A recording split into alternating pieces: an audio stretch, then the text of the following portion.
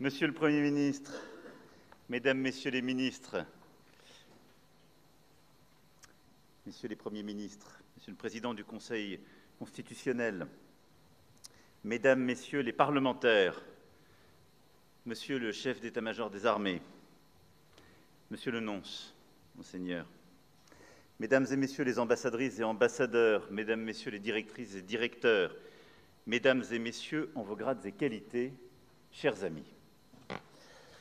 Je suis heureux de vous accueillir une nouvelle fois à l'Élysée à l'occasion de la 30e conférence des ambassadrices et des ambassadeurs.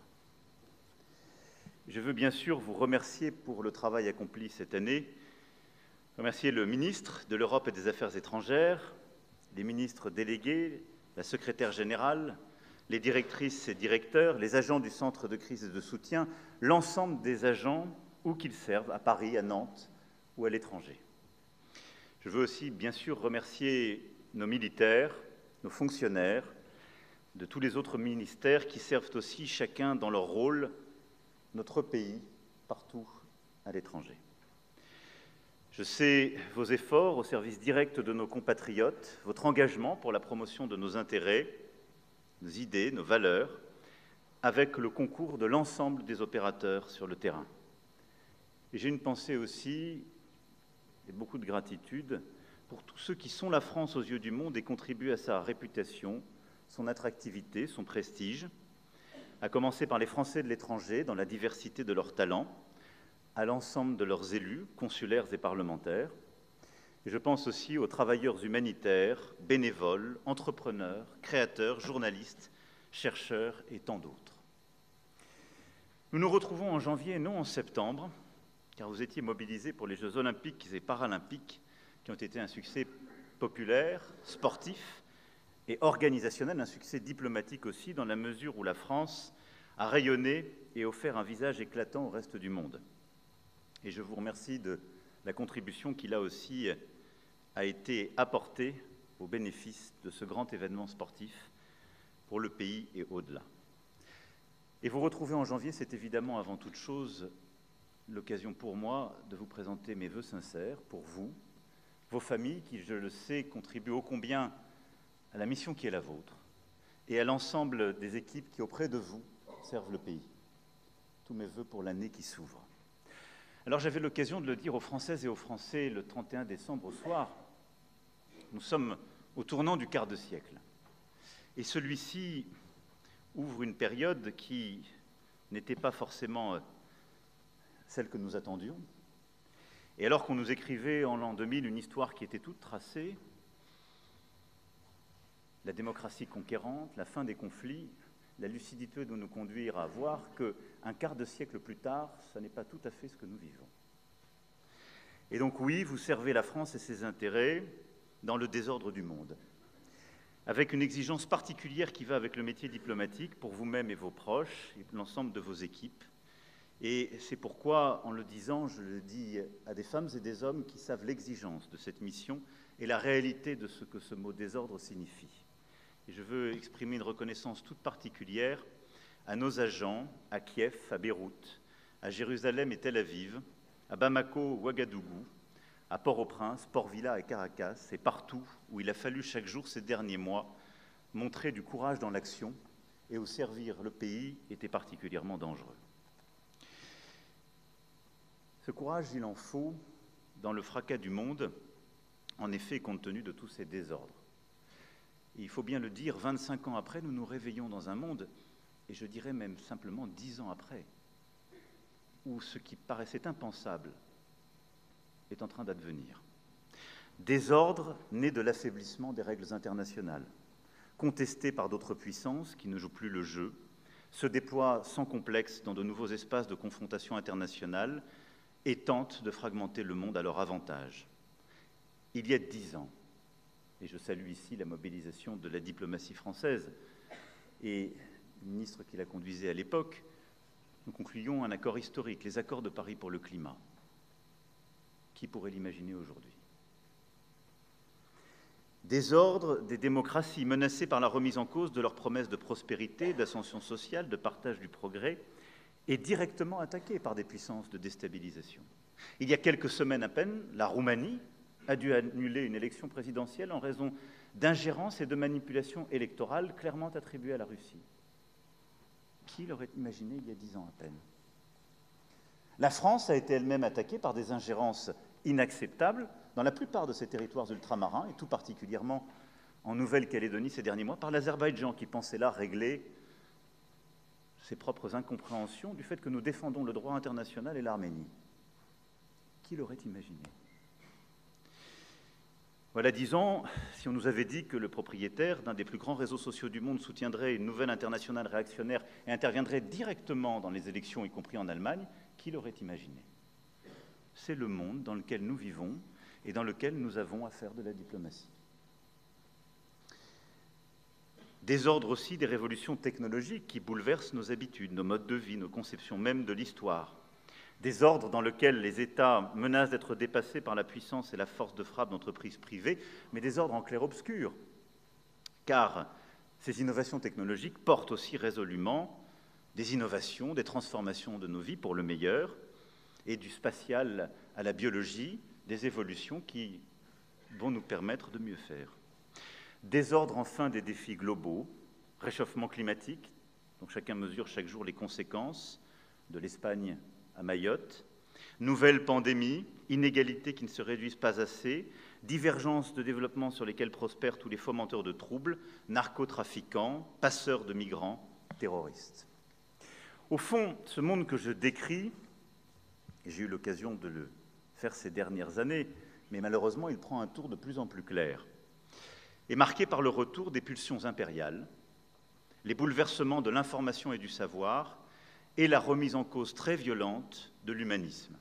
Et c'est donc au fond un triple dérèglement stratégique, technologique et politico-philosophique. Et cette période rappelle en quelque sorte celle de la Renaissance. Et la question est simple. Dans cette Renaissance, quelles sont les nations qui s'en sortent? Celles qui obéissent aux règles du monde d'avant, ou bien celles qui ont compris qu'il fallait un réalisme qui sache garder ses idéaux. Et au fond, il nous faut tout à la fois la force morale, mais la force aussi tout court. Et il nous faut sortir, à bien des égards et sur bien des sujets, d'une forme de naïveté, ou en tout cas d'usage, qui continue à avoir cours dans nos pratiques. J'ai eu l'occasion de le dire il y a quelques mois en prenant la métaphore des herbivores et des carnivores, mais nous en sommes là. Ceux qui continueront à appliquer des règles que les autres grandes puissances n'appliquent plus auront le privilège d'être dévorés. Pour autant, décider d'être fort ne vaut que si c'est pour servir les valeurs qui sont les nôtres et les principes auxquels nous souscrivons, ce qui nous différencie principiellement de ces forces autoritaires qui reviennent. Alors, cette sortie de l'innocence ne doit pas aller sans un volontarisme, et depuis 7 ans, j'ai toujours tenu ce langage de vérité, quoi qu'il m'en coûte, sur le refus d'un affaiblissement européen, les transformations de notre lien transatlantique, les pesanteurs de notre système pour appréhender le monde, et la nécessité de lire le monde tel qu'il va et les choses telles qu'elles sont. Aussi, en m'exprimant devant vous aujourd'hui, j'ai bien conscience que je le fais sans doute devant des diplomates de haut rang qui se posent des questions sincères, et aussi un moment où nos compatriotes se posent des questions très sincères. Il suffit de lire la presse pour se dire finalement tout est fichu. Tout est fichu. Les démocraties, c'était un idéal d'hier. Tout le monde semble être fasciné par un nouvel ordre qui vient et qui bouscule toutes les règles. Et en quelque sorte, on finirait presque par se demander s'il est nécessaire de se battre. Je crois tout le contraire. Oui, cela vaut la peine et nous avons quelques armes. D'abord, la première question que se pose beaucoup, qu'on se pose parfois à lire les chroniques et l'esprit de défaite ambiant, la France a-t-elle toujours les moyens de sa politique? Oui, assez simplement. La Constitution est solide et claire, nos choix le sont tout autant, et les atouts qui sont les nôtres demeurent. Les atouts français n'ont pas disparu. Notre force diplomatique, notre présence sur tous les océans, le rayonnement de notre langue, nous l'avons encore vu lors du dernier sommet de la francophonie que la France a eu l'honneur d'accueillir, sont des forces. La puissance de notre culture est là. Il suffisait de voir le monde entier venir au chevet de Notre-Dame de Paris rebâtie. Et la capacité de la France à tenir des grands événements, comme nous l'avons montré aux Jeux olympiques et paralympiques, est là. Il faut simplement que tous les Français et toutes les Françaises aient la lucidité du reste du monde sur nous-mêmes. Nous avons cette capacité, elle est là, et ce socle d'histoire, de valeurs, de culture est bien présent, tout autant que notre force de recherche académique, technologique et industrielle. Durant ces dernières années, nous avons aussi renforcé nos atouts, consenti des efforts importants de la nation pour renforcer notre présence diplomatique et militaire, et je sais la volonté du Premier ministre de continuer celui-ci et de s'engager résolument dans cette voie. Investissement dans notre diplomatie. Moi, j'entends tous les pourfendeurs de la France qui sont en train de s'effacer, de s'effondrer. Que n'ont-ils, quand ils étaient aux affaires, défendu un budget au moins à la hauteur de celui que vous avez aujourd'hui? Nous ne sommes pas à un moment de décroissance des investissements dans le réseau diplomatique. Depuis 7 ans, nous avons investi dans la diplomatie, relevé le budget du ministère, du nombre des emplois, je l'évoquais l'année dernière, de nos contributions volontaires aux organisations internationales. Nous avons lancé un agenda de transformation pour adapter nos moyens aux défis du temps, avec un vrai changement des méthodes, un effort important en termes de communication, d'information, d'influence, absolument indispensable et qu'il faut poursuivre. Et je sais en la matière pouvoir compter sur vous. Et j'étais venu moi-même en mars 2023 au ministère annoncer tout cela. L'investissement est bien réel et il est là. Investissement dans nos armées, j'y reviendrai lors de mes vœux devant les forces armées le 20 janvier. Au terme de la loi de programmation militaire, nous aurons doublé notre budget militaire en 10 ans. Quel pays peut en dire autant? Et nous n'avons pas attendu 2022 pour nous réveiller.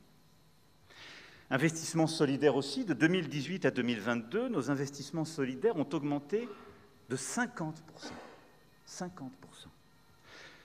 En matière absolue, une hausse passant de 10,3 milliards, 0,4 points de RNB, à 15,1 milliards, 0,56 points de RNB. Quel pays peut en dire autant durant cette période? Avec cette ambition, nous sommes devenus le 4e bailleur de l'OCDE. Sur la même période, nous avons créé 48 alliances françaises, portant leur nombre à 835. Qu'entend réduisaient leur réseau, renonçaient à leurs ambitions. Sur la même période, 150 000 élèves supplémentaires ont été accueillis dans les écoles du réseau d'enseignement français. Ils sont désormais 600 000. Quel pays peut en dire autant? Sur la même période, nous nous sommes donné les moyens de notre rayonnement au travers de la Cité internationale de la langue française, à Villers-Cotterêts, dans la Cité du développement que nous construisons à Paris, ou dans la Maison des mondes africains dont nous poserons les fondations en 2025. Ce sont à chaque fois des investissements pour la nation dans un contexte financier difficile. Nous y sommes engagés et je remercie le Premier ministre et les ministres de continuer sur cet engagement. Et donc oui, le pays est solide. L'engagement international, diplomatique et militaire est solide. La deuxième question que j'entends souvent, c'est est-ce que l'Europe a encore les moyens de sa politique? Est-ce que l'Europe pourra avancer? Regardez, le président Trump arrive, c'est terrible. D'abord, je dois vous dire, c'est la chance de l'expérience sans doute, mais plusieurs d'entre vous l'ont vécu à mes côtés, c'était exactement les mêmes questions il y a 8 ans. Et on nous prédisait le pire. Président Trump élu, le Brexit était là, l'Europe était fichue. Quand je regarde ces 7 dernières années, nous n'avons pas démérité en Europe. La France proposait la souveraineté européenne, davantage d'indépendance, l'autonomie stratégique, baliverne française, nous disait-on. Jamais ça n'arrivera, faites-vous plaisir, allez-y, faites des discours. Ce discours est européen aujourd'hui. Il est dans tous les textes européens, au cœur des missions de la Commission. Victoire gramscienne. Défense européenne, on disait. Idée française. Allez-y, il n'y a que l'OTAN, point d'autre. Plus personne ne discute aujourd'hui le pilier européen de l'OTAN et l'ensemble des instruments que nous avons mis en place ces 7 dernières années. Endettement commun, oh, le rêve, la folie, allons donc. 2020, en plein Covid, accord franco-allemand et accord des Européens pour un endettement commun face à celui-ci. Si on décide d'être défaitiste, il n'y a aucune chance de gagner. Mais avec des idées claires, une volonté d'avancer, nous avons fait avancer notre Europe durant ces 7 dernières années, résolument, et celle-ci est aujourd'hui capable de relever les défis qui sont les siens, et j'y reviendrai, car nous avons aussi donné un nouvel élan, un nouveau socle à nos relations au sein de cette Europe. Avec l'Allemagne, par le traité d'Aix-la-Chapelle, qui a renforcé nos liens bilatéraux, en nouant aussi des traités pour le nouveau siècle avec l'Espagne et l'Italie, et nous préparons pour le printemps un traité de la même ambition avec la Pologne, qui sera signé à Nancy, et en nouant un partenariat stratégique avec la Grèce. Nous avons fait preuve d'initiative. L'Europe est à la fois notre devoir et notre chance, et c'est cette méthode qui doit continuer. Ambition de l'agenda communautaire, volonté d'engager les relations bilatérales partout à travers l'Europe. J'ai visité toutes les capitales durant mon premier mandat et je ferai pareil durant le second. Et refus, en quelque sorte, d'une fatigue de celle-ci. Ne cédons donc rien à l'esprit de défaite et à ce nouveau fatalisme. L'Europe a bien une place, à nous de lui donner une ambition. Et puis la troisième question simple, est-ce que l'élection du président Trump signifie plus d'incertitude encore? Pour les mêmes raisons, je ferai montre d'une prudence relative. De 2016 à 2020, la France a su travailler avec le président Trump. Alors nous savons ce sur quoi il y a des désaccords. La question climatique, l'ordre international. Je constate aussi que la première visite à l'étranger du président élu fut pour Paris, Notre-Dame, et une discussion stratégique commençait. Je sais aussi une chose, c'est que si on décide d'être faible et défaitiste, il y a peu de chances d'être respecté par les États-Unis d'Amérique du président Trump. Et donc, à bon entendeur, salut. À nous de savoir coopérer avec le choix qui a été fait par le peuple américain. Je crois que le président Trump sait qu'il a en France un allié solide, un allié qu'il ne mésestime pas, qui a des vues claires, qui croit dans l'Europe, qui a confiance en lui, qui porte une ambition pour la relation transatlantique, mais une ambition lucide. J'aurai l'occasion d'y revenir, en regardant très clairement le fait que depuis 2011, les présidents américains successifs nous disent tous la même chose. Leur priorité est d'abord les États-Unis d'Amérique, puis la relation avec la Chine. L'Europe a un autre rang, une autre place. Soyons suffisamment lucides pour le voir, et donc œuvrons en étant cohérents. Une fois répondu, au fond, à ces trois questions ambiantes, et vous l'avez compris, avec volontarisme, détermination, c'est bien en étant lucide sur la situation, mais en ayant cette volonté à la fois d'audace et de porter des politiques claires pour nos compatriotes, que je veux ici revenir devant vous autour des trois priorités que je nous assigne pour l'année qui vient. D'abord, on a une mission première collective, contribuer à la sécurité de la France et des Français. La deuxième, c'est œuvrer à la prospérité française et européenne, qui est un combat existentiel. J'ai eu l'occasion de m'exprimer là-dessus il y a quelques mois à la Sorbonne, mais je voulais y revenir. Et la troisième, c'est la défense de l'ordre international et de nos valeurs, qui, je le crois, est tout à la fois la défense de nos intérêts et d'une certaine vision du monde. Contribuer donc à la sécurité de la France et des Français, c'est en effet notre priorité absolue. D'abord, face au risque terroriste. Et j'y reviens avec gravité dans cette semaine où nous aurons à commémorer les 10 ans de l'attentat perpétré contre Charlie Hebdo et l'hypercacher, comme nous nous souviendrons en novembre des attentats de Paris. 10 ans. Pendant ces 10 années, nous avons porté le combat contre le terrorisme avec un travail remarquable qui a été fait par l'ensemble des services, la DGSE, la DGSI, les services de police et de gendarmerie, nos magistrats, pour contrer la menace, assurer la sécurité de nos concitoyens. Et nous avons adapté à la fois notre arsenal législatif, notre organisation et nos moyens, en réinvestissant là aussi massivement. Mais c'est un combat que nous avons porté également hors de nos frontières, de manière fort logique, au Levant comme au Sahel. Et je veux saluer ici nos diplomates comme nos militaires qui se sont engagés durant toute cette période.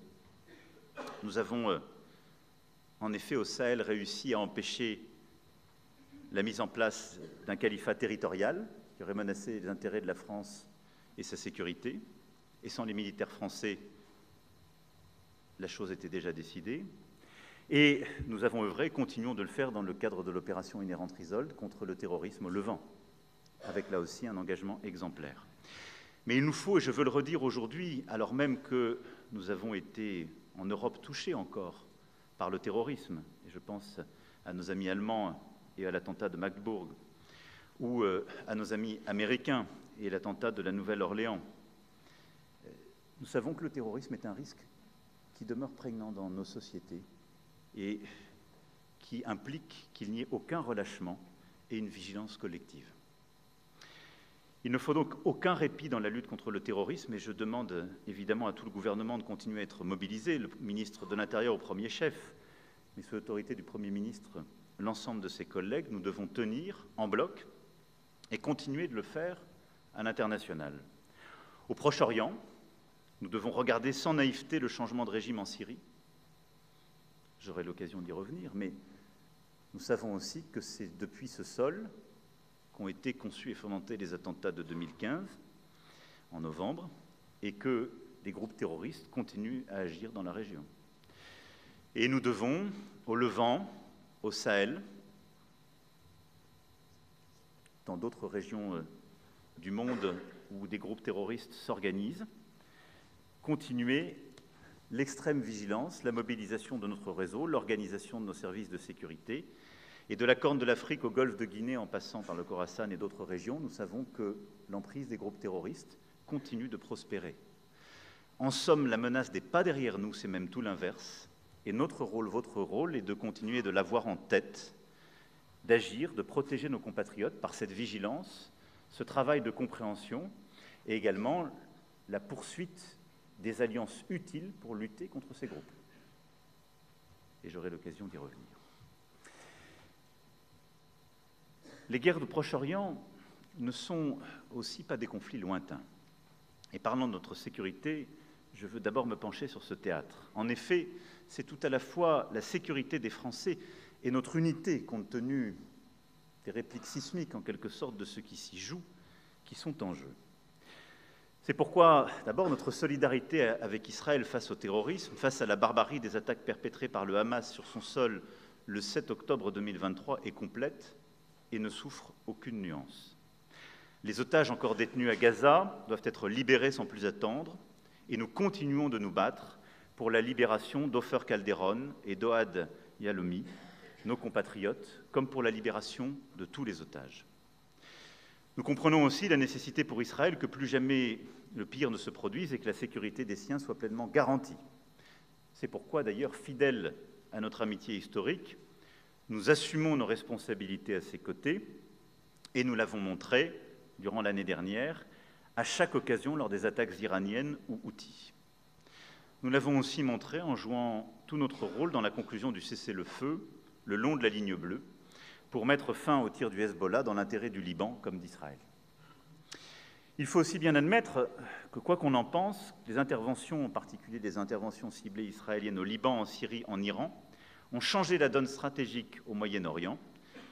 Et il nous faut pour cela, collectivement, en tirer les conséquences et rouvrir la perspective d'une paix solide, durable et sûre pour tous dans la région. Cette paix-là ne peut se construire avec une réponse uniquement sécuritaire. Elle doit passer par un travail humanitaire et politique qui est sa condition absolue. À Gaza d'abord, il n'y a aucune justification militaire à la poursuite des opérations israéliennes, aux entraves délibérément mises à l'aide humanitaire et à l'état de faim et de dénuement extrême auquel la population civile est réduite. Dès novembre 2023, la France s'est exprimée en demandant clairement un cessez-le-feu et en organisant ici même la première conférence humanitaire de soutien. Notre priorité reste ce soutien humanitaire en lien avec nos partenaires de la région et le soutien à toutes les populations. Au-delà, il faut sans plus attendre qu'Israël mette fin à la guerre, admette qu'il a des partenaires pour la paix et s'engage à un règlement juste et durable de la question palestinienne. En coordonnant avec l'ensemble des pays de la région pour la question de Gaza, en préservant les conditions politiques en Cisjordanie et à Gaza de la construction d'un État palestinien et en œuvrant avec les pays de la région et la communauté internationale à la possibilité de 2 États vivant en paix et en sécurité. La paix est possible. L'Arabie saoudite et nos partenaires arabes de bonne volonté, la Jordanie, l'Égypte, le Qatar, les Émirats arabes unis notamment, se sont engagés sur celle-ci et la France a apporté et continue d'apporter tout son soutien. Je souhaite à cet égard que l'Europe agisse de concert avec eux pour mettre en œuvre la solution des 2 États dans le respect des nécessités de sécurité des Israéliens comme des aspirations légitimes des Palestiniens. Il faudra être ferme sur les principes, créatif sur les modalités et déterminé à construire un nouveau cadre de sécurité et de coopération au Moyen-Orient. C'est l'objectif même de la conférence internationale que nous avons initiée avec l'Arabie saoudite et qui aura lieu à New York en juin prochain. Il nous reviendra d'en faire un moment décisif, et c'est dans cette perspective que nous pourrons aller vers la reconnaissance de l'État de Palestine. Notre engagement reste aussi complet au Liban, où nous avons tant des nôtres, tant d'amis et une si longue histoire. Nous serons là pour que le calme soit durablement rétabli le long de la ligne bleue, avec le concours de nos soldats servant dans la finule et notre appui aux forces armées libanaises pour qu'elles se déploient de manière décisive au sud du Litanie, et évidemment notre contribution au mécanisme de supervision du cessez-le-feu. C'est l'action des États-Unis d'Amérique et de la France qui a permis d'obtenir ce cessez-le-feu que d'aucuns pensaient impossible il y a quelques semaines. Nous sommes ensemble engagés dans ce processus de suivi et ce mécanisme donc de supervision, et nous y apportons notre crédit. Là aussi, fierté française et détermination française. Il nous faut aussi continuer ce travail avec patience et humilité, et je remercie le concours de tous nos militaires, à la fois dans ce mécanisme de supervision comme au sein de la finule, mais il nous faut aussi aller plus loin et réussir le processus politique. Jean-Yves Le Drian continue ses bons offices et a été encore ces dernières semaines sur place, et nous souhaitons, aux côtés de l'ensemble des forces politiques libanaises, qu'un président puisse enfin être élu lors de la session du 9 janvier qui a été programmée, ou pour la suite, car c'est le choix décisif qui permettra seul la reprise pleine et entière d'une souveraineté libanaise, et donc la possibilité ensuite de former un gouvernement capable de mener les réformes nécessaires. La France, avec constance, s'est engagée ces dernières années, avec exigence aussi et lucidité. Nous sommes là, nous avons été là pour obtenir ce cessez-le-feu, et nous serons là dans la durée pour obtenir cette transition. En Syrie, soyons fiers de n'avoir jamais cédé à la facilité de croire que le dictateur pouvait être réhabilité. Restons fidèles aussi à notre engagement, jamais démenti depuis 2011, pour une Syrie souveraine, libre et respectueuse de sa pluralité ethnique, politique et confessionnelle. Nous serons fidèles à nos alliés dans la lutte contre l'État islamique, et je l'ai dit ici avec force, car nous savons aussi la dette que la France a à l'égard de l'ensemble des forces démocratiques syriennes et de combattants de la liberté comme les Kurdes, qui, à nos côtés, dans des années si difficiles, ont eu le courage de lutter contre les groupes terroristes. Nous ne les avons pas abandonnés quand d'aucuns leur tournaient le dos en 2018. Nous ne les abandonnerons pas davantage dans le processus en cours. Et nous sommes vigilants sur le cours de la transition politique qui débute. Monsieur le ministre de l'Europe et des Affaires étrangères, et je l'en remercie, s'est rendu avec sa collègue allemande à Damas il y a quelques jours, et il a très clairement rappelé nos attentes, intégrer toutes les composantes de l'opposition à l'ancien régime, assurer la sécurité des réfugiés pour leur retour en Syrie, poursuivre la lutte contre le terrorisme avec clarté et démanteler toutes les structures de production d'armes chimiques et les réseaux de production et de trafic de drogue. Nous souhaitons que la nouvelle Syrie participe en effet à la sécurité et à la stabilité régionale, et c'est dans cet esprit que nous organiserons au printemps une 3e édition de la conférence de Bagdad pour faire de nouveaux projets concrets à l'échelle régionale dans l'intérêt de tous pour la paix et la sécurité. Et au fond, l'agenda que nous poursuivons, en Irak comme en Syrie, est celui de la défense à la fois de la souveraineté de chacun de ces pays, mais aussi du modèle pluraliste qui est constitutif de ces derniers. Mais au fond, au-delà de ces crises, on voit bien que le défi qui nous est posé dans la région et au-delà est l'Iran.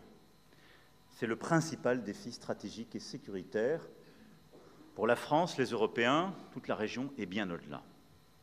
L'accélération de son programme nucléaire nous amène tout près du point de rupture. Son programme balistique menace le sol européen et nos intérêts. L'Iran est d'ores et déjà impliqué dans la guerre de la Russie contre l'Ukraine par un soutien militaire affirmé et totalement identifié. Son soutien aux groupes dangereux sur tous les terrains de confrontation au Moyen-Orient, ses tentatives de déploiement en Afrique amplifient encore ce danger à travers ce qu'on appelle ses proxys, et la pratique de terrorisme revendiqué se poursuit. Et donc, dans ce contexte, la question iranienne est sans doute l'une des principales sur lesquelles nous allons réengager le dialogue avec la nouvelle administration américaine, et sur lequel, au fond, la vision de la France est là aussi constante depuis 2018. Et souvenez-vous, lorsque les États-Unis d'Amérique ont décidé de dénoncer le JCPOA, qu'ils avaient eux-mêmes promu, la France avait une vision simple, nous devons aller vers un accord plus large. C'est aujourd'hui la ligne que nous portons. L'Iran est un risque si nous le laissons hors du cadre. Et il nous faut, sur la question du nucléaire, sur la question de l'activité balistique, sur les manœuvres de déstabilisation régionale, avoir en effet une discussion d'ensemble et bâtir des solutions vérifiables, irréversibles. Ceci exige d'engager tout à la fois la nouvelle administration américaine et les principaux pays de la région. L'Europe est crédible parce qu'elle est constante en la matière. La France, mais avec elle ses principaux partenaires. Nous n'avons pas varié durant ces dernières années. Nous étions plus exigeants avant même les accords de 2015. Nous avons contribué à les durcir. Nous aurons d'ailleurs dans les prochains mois à nous poser la question d'utiliser, et nous y sommes prêts si la question se pose, les mécanismes de rétablissement des sanctions d'ici à octobre prochain. Mais il nous faut engager plus large pour avoir justement un traité plus exigeant. C'est à mes yeux l'un des sujets prioritaires de la discussion stratégique avec les États-Unis d'Amérique et pour toute la région. Je viens de parler de l'Iran. Notre autre grand défi sécuritaire et stratégique est bien évidemment la Russie, avec la guerre en Ukraine et au-delà. Là aussi, je le sais, une fatigue parfois se répand. Fatigue du soutien à l'Ukraine, doute qui dissout les bonnes volontés, qui met en cause les montants et le sens de notre aide. Et j'ai vu beaucoup de commentaires ces derniers mois pour dire que l'arrivée du président Trump, ce serait la fin de tout. Des solutions rapides et autres.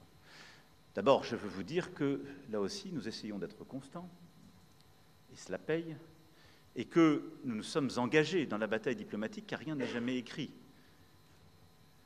La France a eu organisé le premier échange entre le président Trump et le président Zelensky, ici même à Paris, en décembre dernier, qui a permis d'identifier tous les défis de ce qui s'y joue, la réalité du conflit sur le terrain et la nécessité d'apporter des réponses qui prendront sans doute un peu plus de temps qu'il n'était au début anticipé, ce qui est une bonne chose. Mais je veux ici dire pourquoi ce qui se joue en Ukraine est si important. Parce que cela concerne en quelque sorte la sécurité internationale et les intérêts très directs des Européens et des Français. La sécurité internationale d'abord, parce que se joue là un révisionnisme et un impérialisme désinhibés. Si on laisse une puissance internationale revoir les frontières internationalement reconnues sans réaction, et le droit international être foulé aux pieds, et par une fatigue, parce que ça nous coûterait cher, ou parce que ceci, ou parce que cela, accepter en quelque sorte de transiger, bon courage pour la suite. Parce que ça veut dire que simplement la crédibilité de tous sera battue en brèche. Et donc se joue là la crédibilité de l'ordre international et de ses règles. Mais surtout parce que ces dernières années, la Russie a accéléré son agressivité et aussi changé la nature de son agressivité à l'égard des Européens et d'une bonne partie de la planète. Changement radical de son comportement en matière de doctrine nucléaire qu'elle a fortement durci dans la menace portée à ses voisins. Ça n'est pas totalement une nouveauté car nous avions vu ces dernières décennies monter la tension. Elle est maintenant beaucoup plus claire, beaucoup plus explicite. En Arménie, où la Russie, en changeant brutalement d'alliance, a soutenu les actions de l'Azerbaïdjan parce que pour la première fois, elle avait un Premier ministre avec courage qui lui tenait tête. En Géorgie, où elle a, de manière évidente, déstabilisé le processus électoral et falsifié ce dernier. En Moldavie, où elle a tenté la même chose, échouant. Et je salue le courage et la détermination de la présidente Maia Sandu, mais à nous collectivement d'être vigilants pour les élections législatives qui viennent dans quelques mois. Et je pourrais aussi ici reparler des élections roumaines où la Russie n'a pas été frileuse pour manipuler le processus électoral dans un des pays membres de l'Union européenne. Elle a, à travers ses essais multiples, menacé le sol européen en montrant sa capacité claire à l'atteindre avec des technologies avancées, multiplié les perturbations aussi dans l'espace cyber. Et elle a de facto décidé de mondialiser le conflit ukrainien. Il n'y a qu'une puissance escalatoire en Ukraine, c'est la Russie. En associant l'Iran, comme je l'évoquais, pour produire des composantes, en ayant une approche avec beaucoup de composantes chinoises sur des structures duales, et c'est le dialogue exigeant que nous avons avec la Chine, et de facto en impliquant la Corée du Nord dans le conflit. Là aussi, qui eût cru, il y a même 5 ans, que la Corée du Nord viendrait s'impliquer dans un conflit sur le sol européen? Nous en sommes là, et c'est la responsabilité de la Russie. Et donc, en quelques semestres, la nature du conflit a profondément changé, et c'est la responsabilité totale de la Russie. C'est pourquoi ce que nous disions ici même en février dernier est sans doute encore plus vrai aujourd'hui. Nous ne pouvons pas, comme Européens, laisser gagner la Russie en Ukraine. Nous ne le pouvons pas pour l'ordre international, nous ne le pouvons pas pour notre propre sécurité. Et donc la question n'est pas de savoir si ou cela, la question est de savoir comment nous organiser pour en effet tenir dans la durée, permettre aux Ukrainiens de résister, d'être dans les meilleures conditions pour pouvoir négocier une paix durable, c'est-à-dire une paix qui sera voulue, conçue avec les Ukrainiens, et permettre là aussi de trouver les voies et moyens d'encadrer cette menace russe pour nous tous Européens. Là-dessus, n'ayons aucune illusion, et je crois qu'elle apparaît de plus en plus clairement à tous, il n'y aura pas de solution rapide et facile en Ukraine. Le nouveau président américain sait lui-même que les États-Unis n'ont aucune chance de gagner quoi que ce soit si l'Ukraine perd, et je vais le dire de manière très simple, en quelque sorte, les quelques lignes. Aucune solution ne doit être trouvée en Ukraine sans les Ukrainiens. Aucune solution ne doit être trouvée pour la sécurité en Europe sans les Européens. Aucune solution rapide qui signifierait la capitulation de l'Ukraine ne saurait être bonne pour les Européens et les Américains. Une fois qu'on a ces principes simples en tête, il nous faut nous mettre en capacité, quels que soient les scénarios, d'apporter un soutien durable à l'Ukraine pour pouvoir résister, être dans les meilleures situations pour pouvoir négocier. Et au fond, les États-Unis d'Amérique ont à nous aider pour changer la nature de la situation et convaincre la Russie de venir à la table des négociations. Les Ukrainiens ont à mener des discussions réalistes sur les questions territoriales, et eux seuls peuvent les conduire. Et les Européens ont à construire des garanties de sécurité qui seront leur responsabilité au premier rang, car c'est une réalité géographique et géopolitique. Tout ça me conduit, au fond, quand on regarde le moment, à constater ensemble que nous sommes face à un changement profond de l'environnement stratégique qui est le nôtre. La guerre en Europe, la Russie qui a complètement transformé son industrie de guerre et qui produit aujourd'hui autant que la totalité des Européens. On a fait beaucoup, on a fait cette économie de guerre, on s'en est félicité, mais nous sommes très loin de ce que nous devons faire, nous Européens. La totalité des Européens, c'est un effort de production, d'industrie de défense, de base technologique, qui est celui de la Russie. Les États-Unis accélèrent cet effort et ont des discussions stratégiques de plus en plus désinhibées. La Chine continue de produire un arsenal, là aussi dont la magnitude n'est pas à notre échelle, soyons lucides. Et donc dans ce contexte, la France a des atouts, celui d'avoir anticipé cette transformation par un réinvestissement depuis 2019, mais très clairement, il y a une accélération, une transformation de la menace et un changement profond de l'environnement stratégique qui est proliférant, escalatoire et désinhibé. Et il l'est dans tous les domaines. J'aurais pu évoquer ici, au-delà de cela, le maritime, le spatial et le cyber. Et donc il nous faut ici réagir. La France a l'arme nucléaire, une armée forte, qu'elle a réparée et qu'elle a projetée vers l'avenir avec une stratégie d'innovation. Nous avons une alliance, l'OTAN, qui doit s'adapter aux menaces dans l'espace euro-atlantique sans chercher à se déployer au-delà, au risque sinon de diluer ses moyens. Et nous avons une Union européenne qui doit continuer à gagner en robustesse. Et au fond, tout ce que j'évoquais tout à l'heure, que nous avons, sous impulsion française, réussi à faire passer en Europe, ce pilier européen de la défense, c'est très bien, mais c'est déjà pas assez. Et donc il faut aller maintenant beaucoup plus vite et beaucoup plus fort.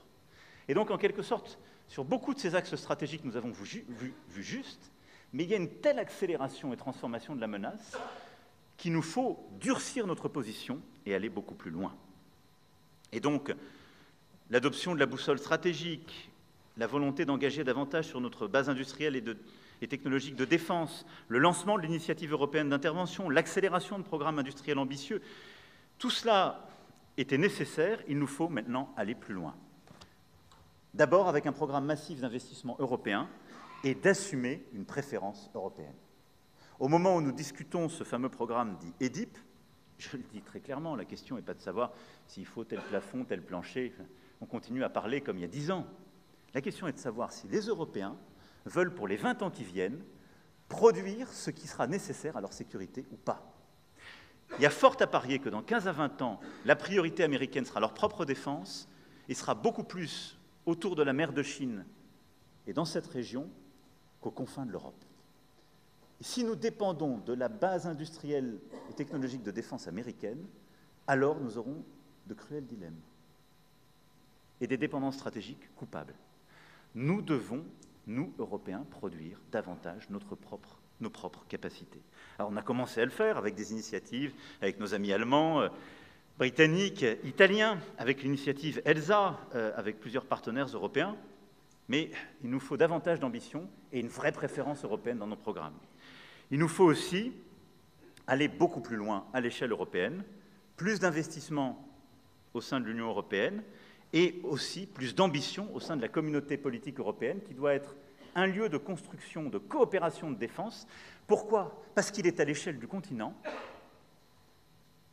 et ça n'est pas le même message ni la même grammaire que celle de l'OTAN.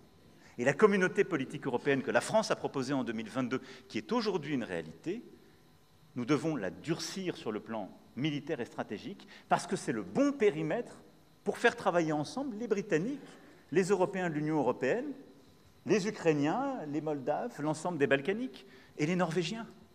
C'est-à-dire des pays qui aujourd'hui sont face aux mêmes défis stratégiques et qui ne sont pas forcément tous dans les mêmes enceintes géopolitiques.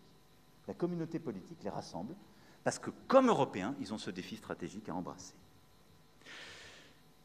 Enfin, parlant de notre sécurité, je veux ici avoir un mot pour l'immigration. Oui, protéger les Françaises et les Français, et leur sécurité, c'est protéger nos frontières. J'ai eu l'occasion, ici, à plusieurs reprises, d'y revenir, et je veux en dire un mot.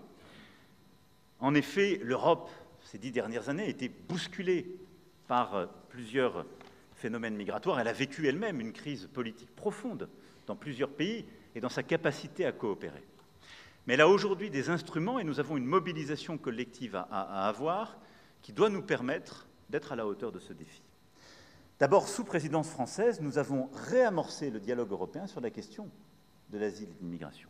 En effet, en prenant l'initiative d'une approche graduelle, nous sommes sortis de la crise qui bloquait complètement depuis 2015 l'avancée des textes européens, et le pacte asile-migration est une avancée majeure pour les Européens en termes de capacité à affronter justement ce défi.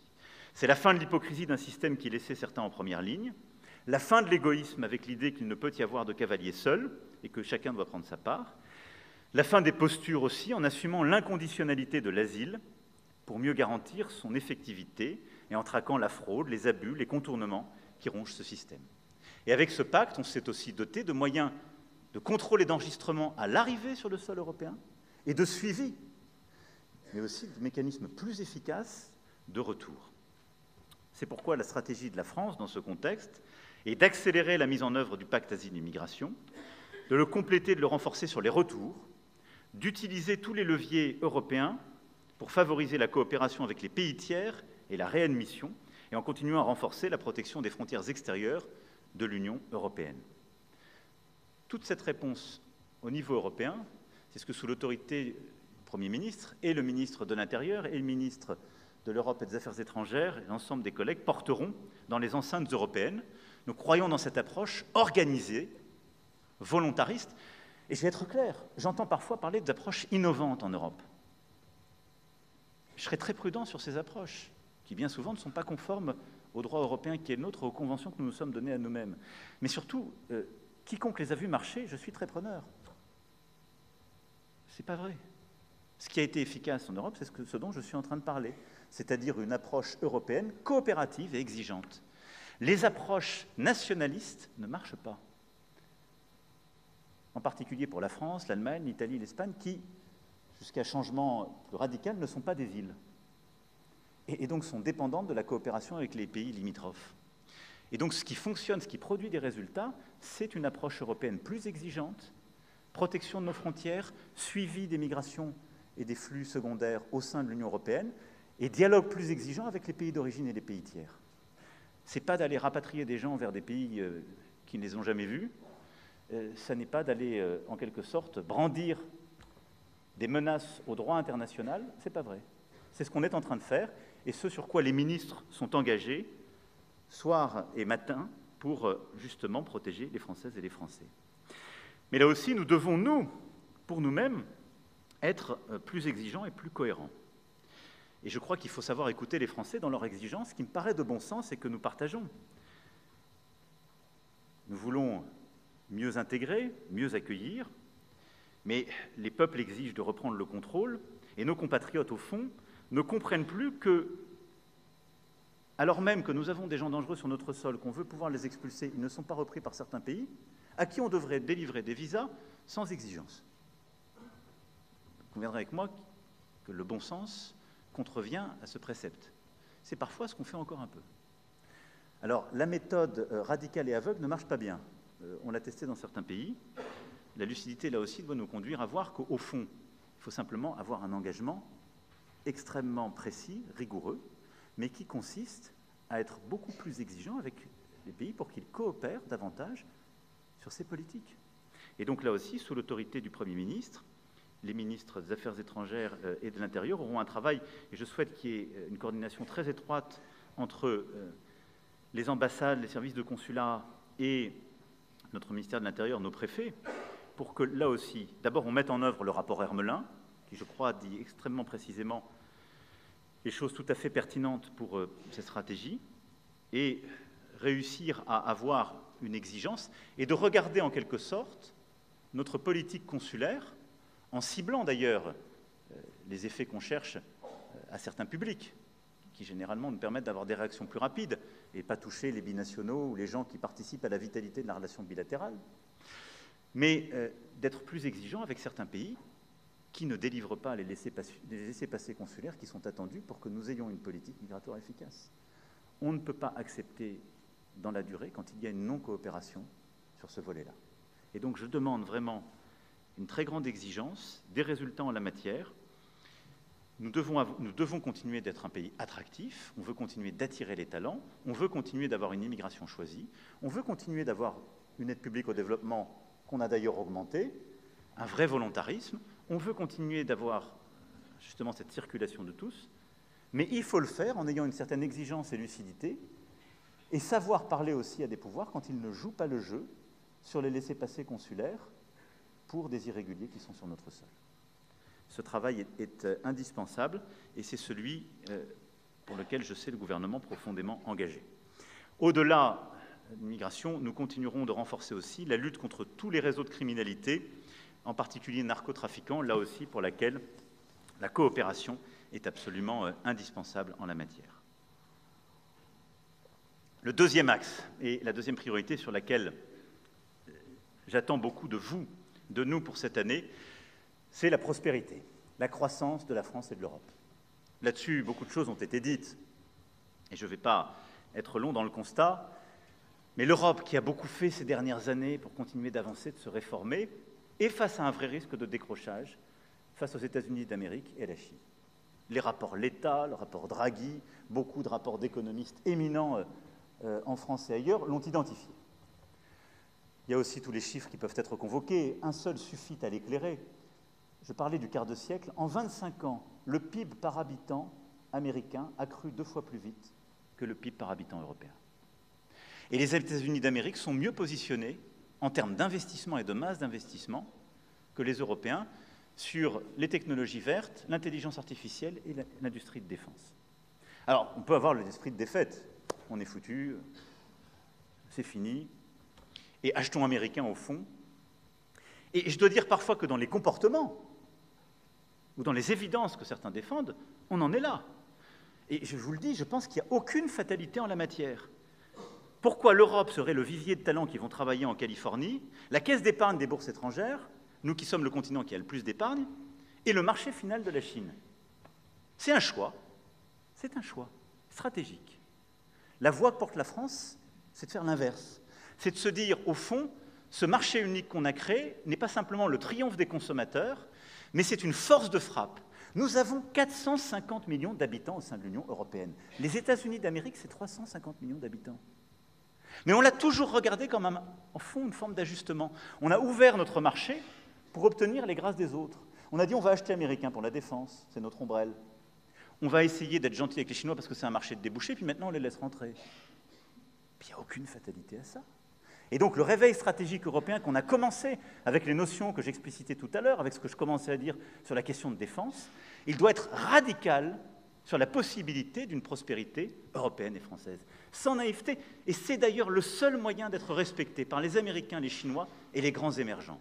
Aussi longtemps que nous leur tiendrons un discours qui est le contraire de ce qu'ils font pour eux et chez eux, nous serons vus comme les grands naïfs de l'histoire. Et donc, au fond, des gens qui sont déjà en train de disparaître. Ils savent qu'on est déjà en train de vieillir, que nous ne produisons moins qu'eux l'énergie, que nous l'achetons plus cher. Et là, ils sont en train de se dire, et en plus de ça, ils sont gentils. Ce n'est pas un métier d'être gentil. Et en tout cas, ce n'est pas comme ça qu'on construira notre avenir. Et donc, oui, en la matière, je propose d'avoir une stratégie européenne et une stratégie française. La stratégie européenne, elle tient en quelques mots. Et c'est pour moi l'agenda de 2025, et au-delà, mais c'est en 2025 que se joueront beaucoup de choses avec la Commission qui arrive. Et les États européens ont un rôle clé, car je le rappelle, l'impulsion est donnée par le Conseil, et c'est exécuté par la Commission. Et donc, je réunirai en février plusieurs collègues ici, et dès le mois de mars, nous allons porter cette ambition pour avoir justement une Europe qui répond à ces défis. Point numéro 1 de cette stratégie européenne, la simplification. Nous avons un immense problème, et là, il faut faire notre mea culpa collectif, nous y avons tous coproduit ces dernières années. L'Europe s'est désynchronisée avec le reste du monde, parfois avec les meilleures intentions, mais on investit moins, on innove moins, mais on surlégifère. Alors ça ne marche pas du tout. Et on surlégifère à peu près dans tous les domaines. Et donc nous devons resynchroniser l'agenda réglementaire européen. Et on légifère avec les meilleures intentions du monde. Nous avons nous-mêmes porté certaines régulations, avec de très bonnes intentions, et j'en partage la philosophie. Mais dans le moment que nous vivons, nous devons en quelque sorte savoir les suspendre tant qu'on n'a pas retrouvé en quelque sorte la capacité à rentrer dans la compétition. Sinon, on sera balayé du champ de l'innovation. Donc simplification qui doit aller beaucoup plus loin qu'un simple toilettage. On doit faire une pause réglementaire massive, mais on doit revenir sur des réglementations, y compris récentes, qui entravent notre capacité à innover. Et là-dessus, il faut simplement regarder de manière très lucide où on en est, ce qui permet d'avancer ou pas. Et c'est cette exigence que nous devons avoir à l'égard de l'Europe. Sur la simplification, le deuxième élément, ça s'appelle le marché unique. On doit aller au bout du marché unique pour avoir un vrai marché domestique pour nos entreprises. On a un levier de croissance formidable qui ne coûte pas un euro d'argent public. C'est de lever les barrières entre les 27 pays membres. Et donc, dans tous les domaines où ça existe déjà, on doit l'accélérer. Si on veut que nos start-up, nos géants, nos champions de l'intelligence artificielle, soient dans la compétition internationale, il faut juste que leur marché domestique ne soit pas le marché français, mais le marché de l'Union européenne. Approfondissement du marché européen. C'est exactement la clé aussi en matière de numérique, en matière d'énergie, de télécommunications. Sur ces domaines clés, on doit casser les règles entre les 27 et les harmoniser beaucoup plus rapidement. On doit aller beaucoup plus vite sur un marché unique de l'énergie et l'interconnectivité, les interconnexions électriques. C'est une priorité pour la croissance européenne, car aujourd'hui, nous payons notre non-compétitivité électrique en la matière, enfin plutôt énergétique, alors même que les Européens ont des capacités de renouvelables et de nucléaire, simplement nous ne savons pas les mutualiser et les faire circuler librement au bon coût sur notre sol. Et donc le marché unique est un élément de simplification décisif. Le deuxième élément de la stratégie européenne, c'est de repenser le commerce. Je le disais tout à l'heure, parce que nous avons été trop naïfs. Et donc repenser le commerce, c'est d'abord savoir nous protéger et assurer la loyauté des échanges. En septembre 2023, quand je m'exprimais devant vous, je défendais déjà cet argument en parlant des véhicules électriques chinois. Je me souviens très bien, je parler devant vous des différences de taxation qu'il y avait entre la Chine et l'Europe. Et c'est une très bonne chose que la Commission européenne s'en soit saisie. Et je défends totalement ce que la Commission a fait sur les véhicules électriques. Ça a été un signal très fort. Alors nous continuerons d'être aux côtés de nos producteurs qui ont subi les mesures de rétorsion et que nos producteurs de cognac et d'armagnac sachent la mobilisation de l'ensemble du gouvernement de la France. Le ministre sait bien, et je remercie Jean-Pierre Raffarin qui a fait l'une de ses multiples missions de bons offices avec nos ministres en la matière. Et on continuera d'avancer. Le Premier ministre aura l'occasion de se rendre en Chine pour obtenir l'avancée sur ce sujet. Mais on a raison de faire ça. S'il n'y a pas de loyauté des échanges, il n'y a pas la possibilité de produire de manière compétitive sur le sol européen. Et donc, c'est simplement ce que font les Chinois et les Américains pour eux-mêmes. Donc l'Europe a commencé à rentrer dans cette dynamique. Nous devons aller plus loin et défendre un contenu européen dans notre production. Et donc sur les véhicules électriques, ça n'est pas suffisant ce qu'on a fait. Parce que sinon les constructeurs iront chercher des sous-traitants chinois et iront assembler en Europe. Mais on doit défendre dans chaque portion des grandes chaînes de valeur eh bien, la capacité à produire européen.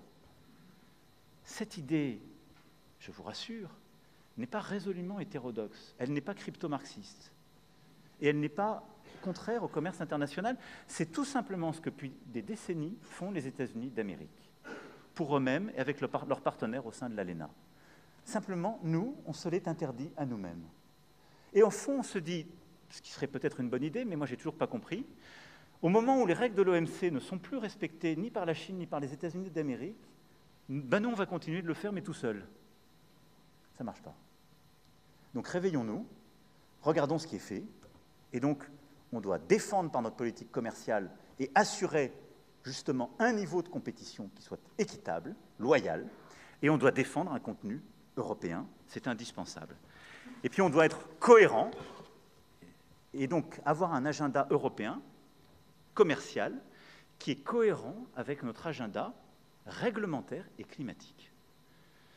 Et donc mettre des mesures qu'on appelle clauses miroirs ou des mesures de sauvegarde qui nous permettent de défendre cet agenda. Je ne sais pas expliquer qu'on réduise la capacité de nos producteurs, par exemple dans le domaine de l'agriculture, à utiliser certains produits phytosanitaires, et en même temps ouvrir des accords de libre-échange à des puissances qui ne les utilisent pas pour qu'ils viennent dans notre marché.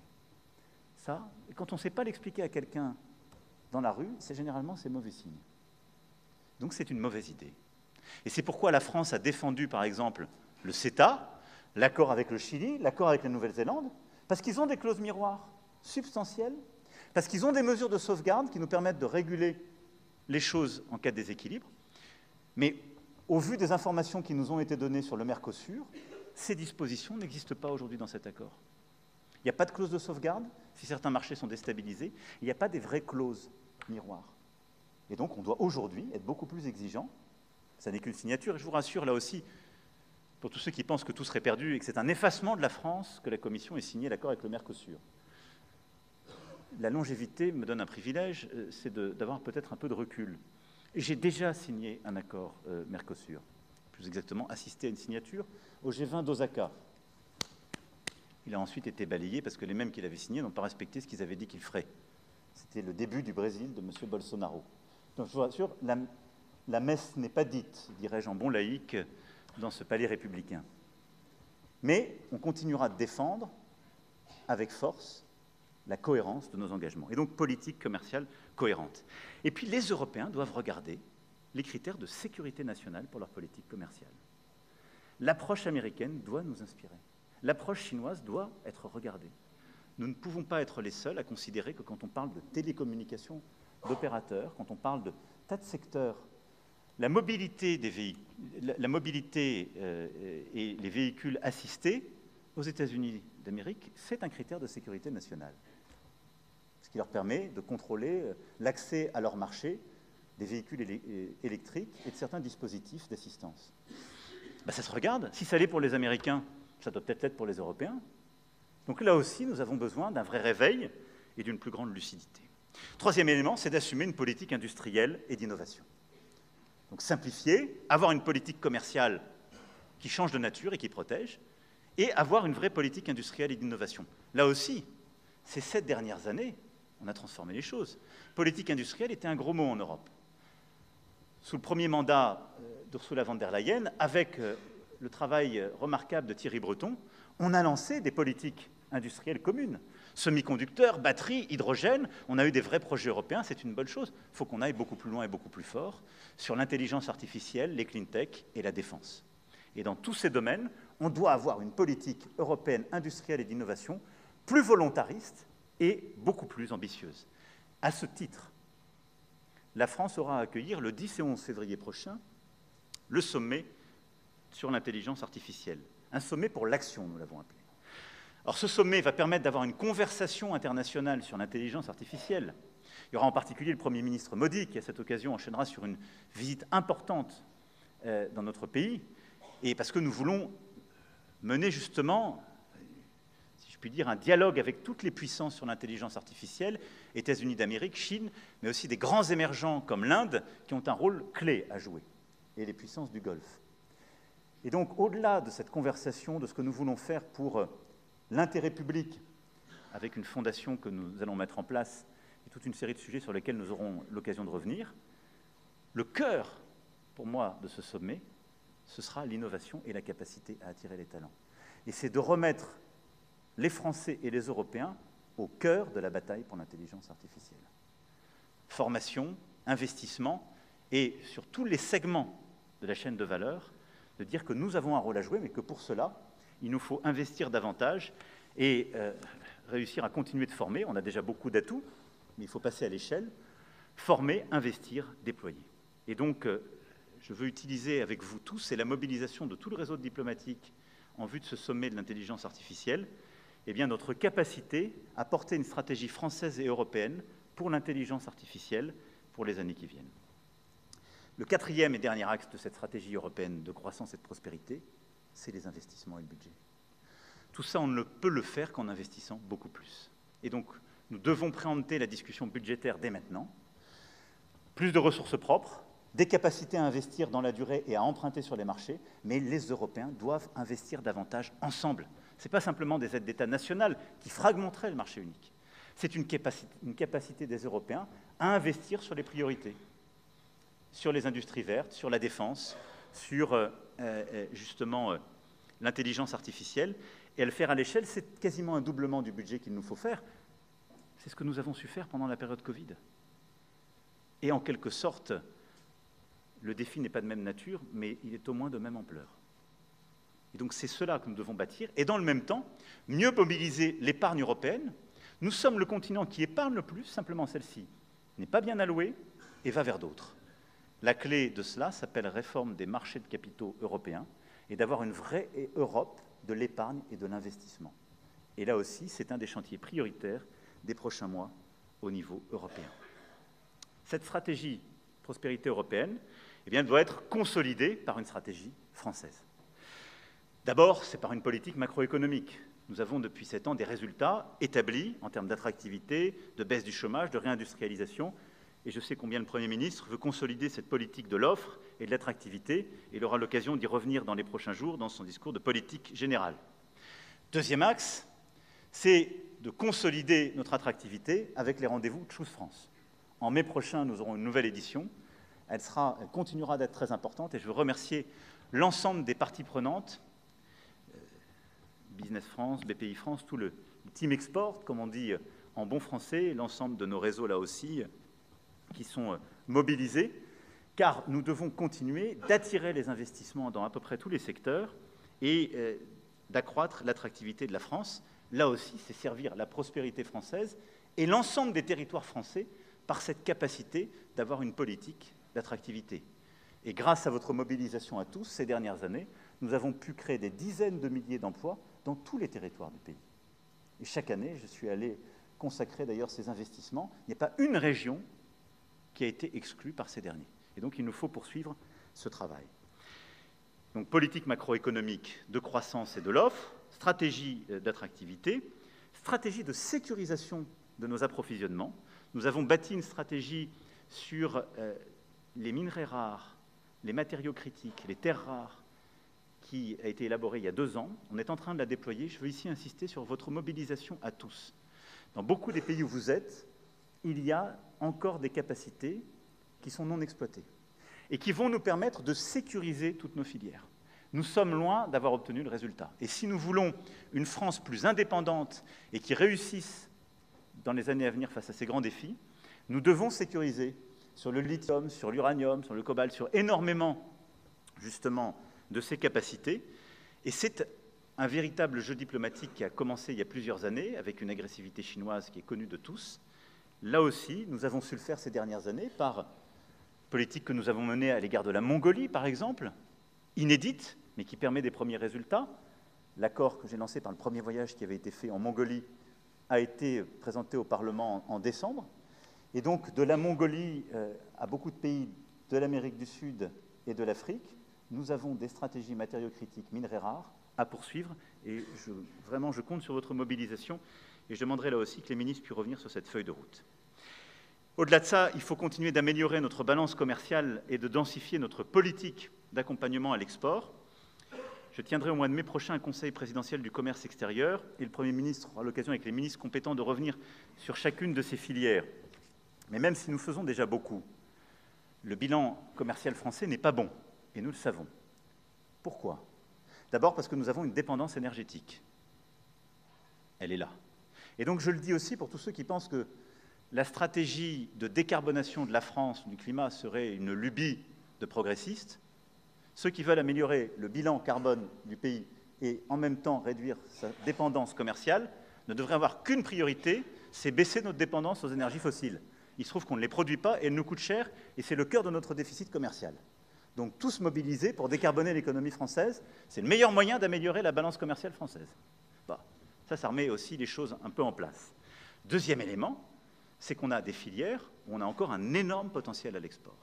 L'agroalimentaire est tiré par des fleurons, on le sait, vins et spiritueux et quelques secteurs, mais des semences à beaucoup d'autres filières, on peut faire encore bien davantage. La filière santé, la filière énergie, la filière ville de demain et ville durable, les filières tech, etc., ont encore un potentiel à l'export qui est considérable, sur lesquels je veux qu'on organise une stratégie filière et pays, qu'on rebalaye, parce que tout ça est un travail qui a déjà été fait plusieurs fois, mais sur lequel on doit pouvoir faire encore bien mieux, compte tenu des atouts qui sont aujourd'hui les nôtres, et qu'on puisse aussi mettre tous nos instruments en tension. Nous avons augmenté notre aide publique au développement, nous avons des crédits, quels que soient d'ailleurs les instruments de l'AFD, dont je salue la mobilisation qui sont là.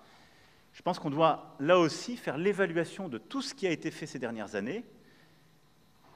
Et je ne peux pas dire que ce soit parfois un succès quand on voit des grands projets qu'on finance à grands frais avec des opérateurs publics français qui permettent à des opérateurs privés chinois ou autres de déployer leur offre industrielle.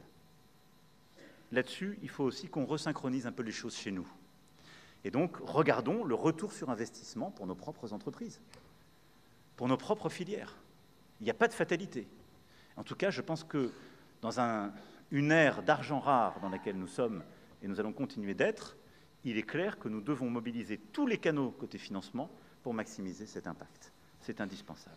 Et puis pour réussir cela, et cette stratégie de prospérité, il nous faut diversifier nos partenariats. Là aussi, je ne serai pas exhaustif, mais je veux citer quelques points. On a des partenariats de croissance sur lesquels je veux qu'on réinvestisse.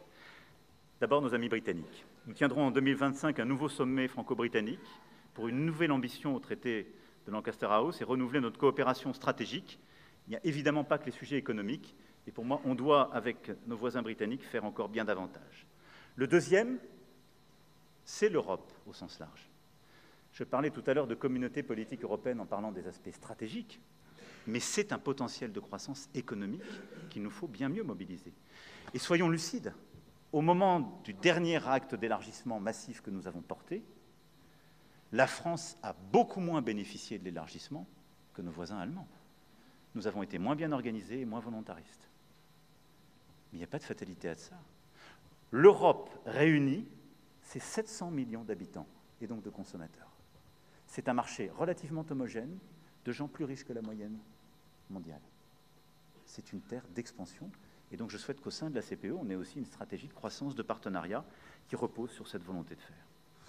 L'Indo-Pacifique, au-delà des sujets stratégiques, et ce que j'ai eu l'occasion de dire ces dernières années, est évidemment pour nous une terre de priorité. Je pense qu'il y a la France, il y a une voie singulière. Depuis 2018, on a bâti une stratégie, elle est cohérente, nous l'avons ensuite européanisée, et c'est une stratégie qui aide à une forme d'indépendance à l'égard de la Chine, nombre d'États, sans être conflictuelle.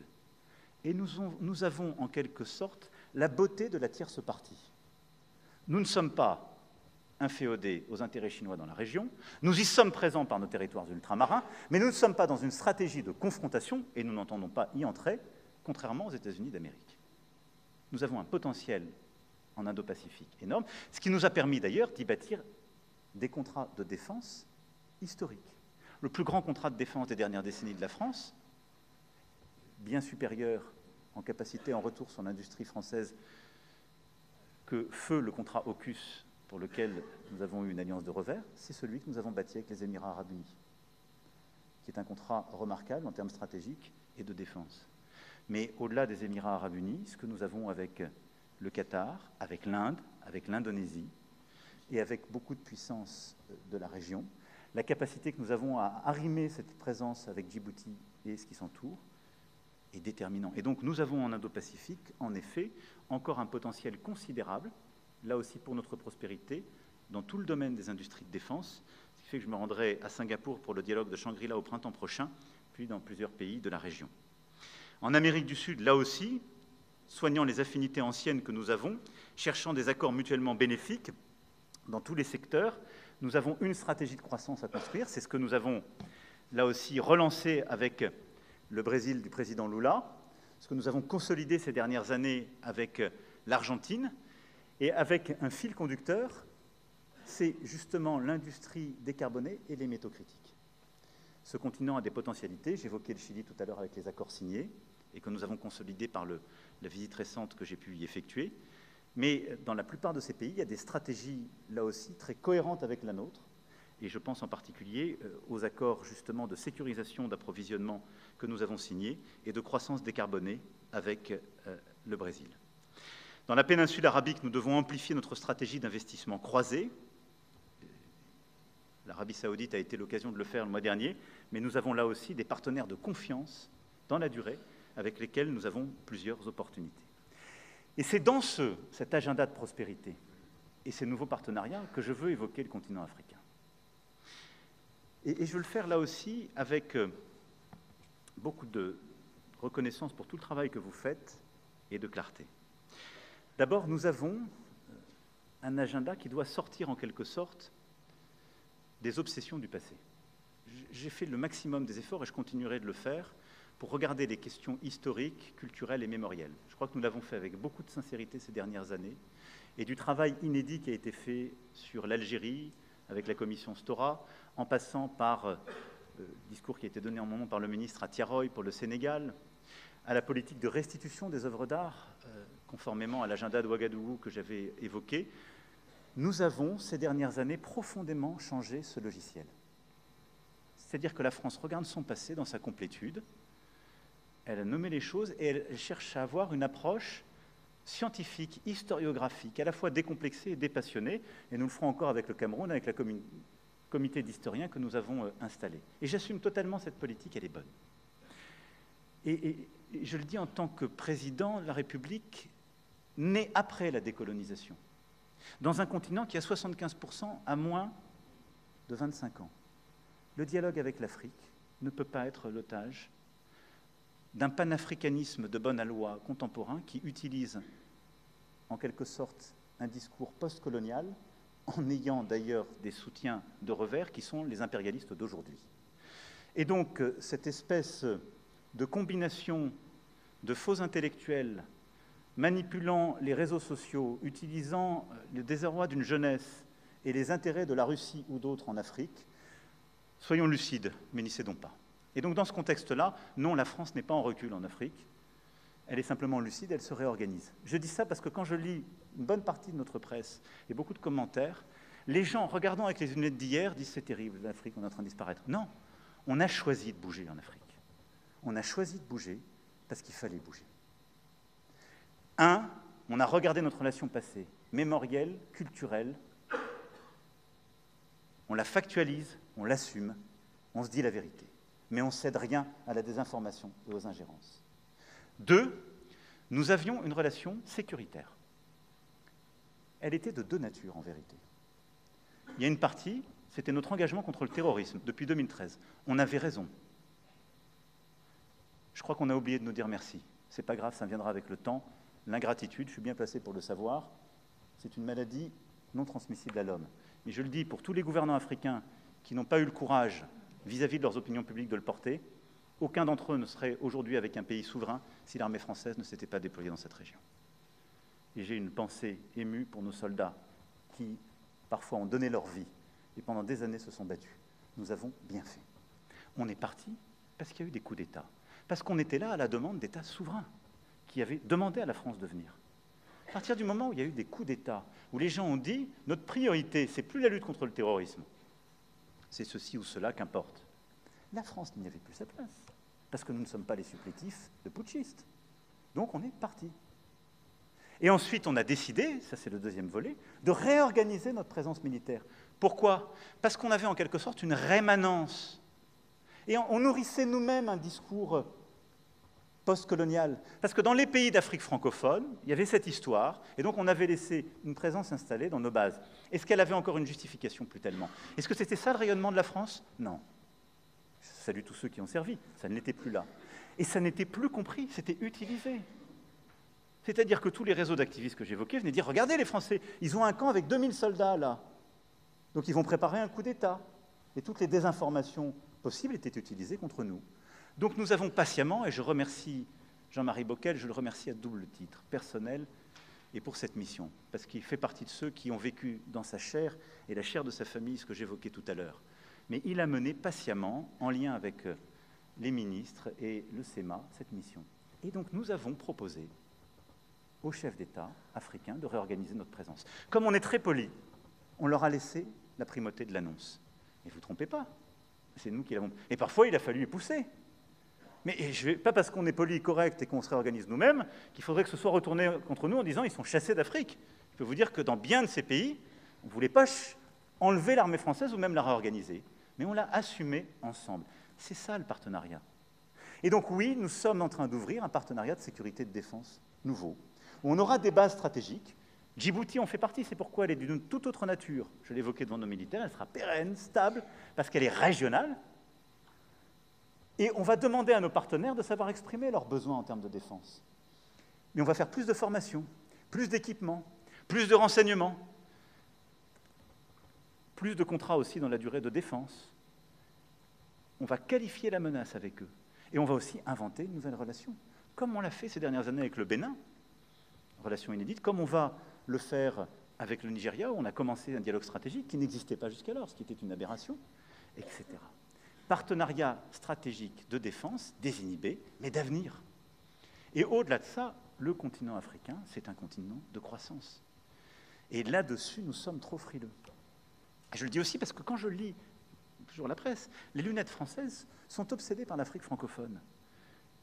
Il faut regarder l'Afrique francophone avec fierté, on y a des intérêts, on y a des amitiés chères chez les dirigeants, dans la société civile et ailleurs.